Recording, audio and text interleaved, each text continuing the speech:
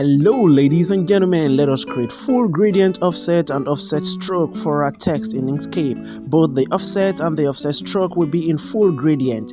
Let us get started. Here in Inkscape, I pick my text tool and I drag enough space for my text to come in. I put in my text.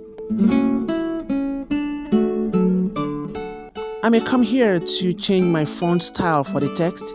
But for me, I always want to preview the effect before I apply it to my text. So I come to this point here, then I go to text and font. Then I choose the font of my choice. Here I'm using Dancing Script. If you want Dancing Script, you may get the link to download it in the description below. Then you can install on your device if you care. Here seems okay for me. Then I apply. Now, when I apply, let's close this. When I apply, this happens. That shows something is not right here. It needs to get to this point. So I need to drag from this point here. I use this node. Then I drag down to increase the space there. Now I got it. Now let's close the space between the two lines there. So I come here. Then I change this figure here to 0.95 just to close up the space there. Now that seems okay. The two lines are closed now. Every other thing is good. Use my selection tool and I keep this here. Now I need to drag from this point here to increase the size. But if I do that while this padlock here is opened, if this padlock is opened and I try to drag, I may be tempted to lose the dimension of my work. No matter how perfect I try, it won't be perfectly adjusted. So I come here, I lock up this padlock here. When it is locked, then I can freely drag without losing my dimensions. That's okay. Now right click on it to duplicate. You can also use Ctrl D or Command D to duplicate. I pick out the duplicate copy and let's give it a yellow fill. That's yellow color there. Then I need to give it a stroke or a line around it. I hold my shift key and pick color black. Shift and black will give it a line around it. It's called a stroke or outline. Then I right click on that and go to fill and stroke. Now here is the fill and stroke tab there. Now it's on fill. You can see that as a flat color. Now we don't need a flat color. We need the second button here, which is for linear gradient. You can see the default gradient effect there. Let's give it more effect by picking a gradient tool. I pick the gradient tool. Then you have two nodes, one by the far left, one by the far right. Here is the one by the left. You can see the node there. Then the other node here. You can see that. So we leave the one for the first one as it is, but this second one we change it to blue. Now let's make more effect on the blue there. Let's reduce the blue there. Okay, now we go to stroke style. Under stroke style, I change the unit to pixels. I like working with pixels. Then use this plus button here to make some effects, or better still, just put in the number you want in there. For me, I'll be using 13 because I want the stroke to be very thick and obvious. Then I come to stroke paint. For the stroke paint, I also put it on linear gradient button. I click on that. Then I pick the gradient tool again and zoom. Here we need to be careful. Please be careful here. There are two nodes here. This first one is the yellow fill, while the second one is the stroke fill. The black one there is for the black stroke there.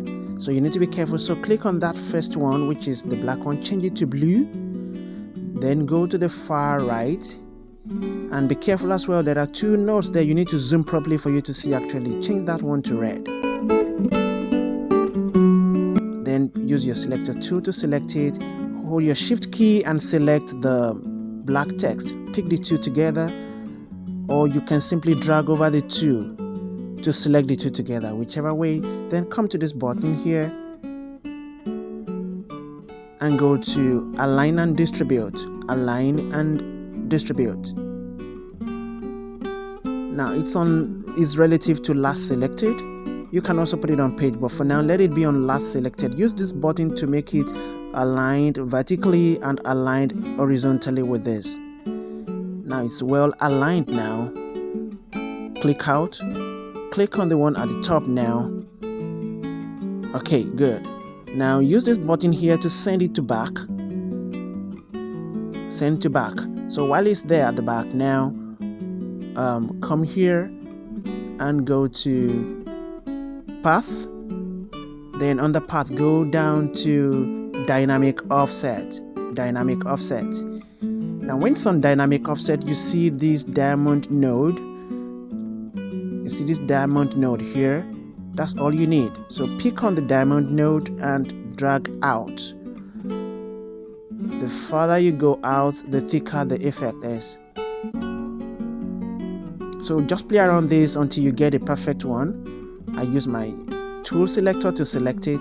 Now I pick the black text now, the black text, and drag out the black text.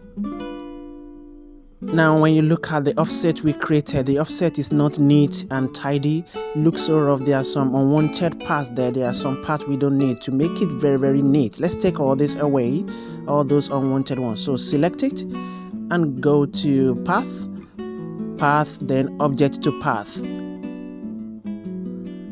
Then you pick this node selector and use it to clean up. Zoom properly here please for you to do this. Zoom properly, then use the node selector to drag over the unwanted nodes and press delete key. Drag over the unwanted nodes, press delete key. Drag over the unwanted nodes, press delete key.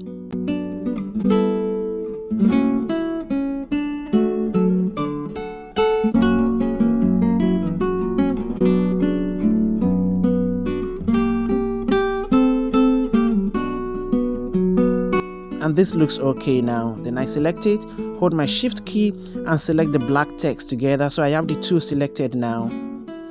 Then I still go to align and distribute. Then I put it vertically aligned and horizontally aligned. Now it's okay. And here is the result. You may want to check my video on this. You may also like to see my video on this as well. How about creating different logos in different styles? Get the link to all these and many more in the description below, and it will be good if you subscribe to this channel and give this video a like. All this really do help. Thank you for watching.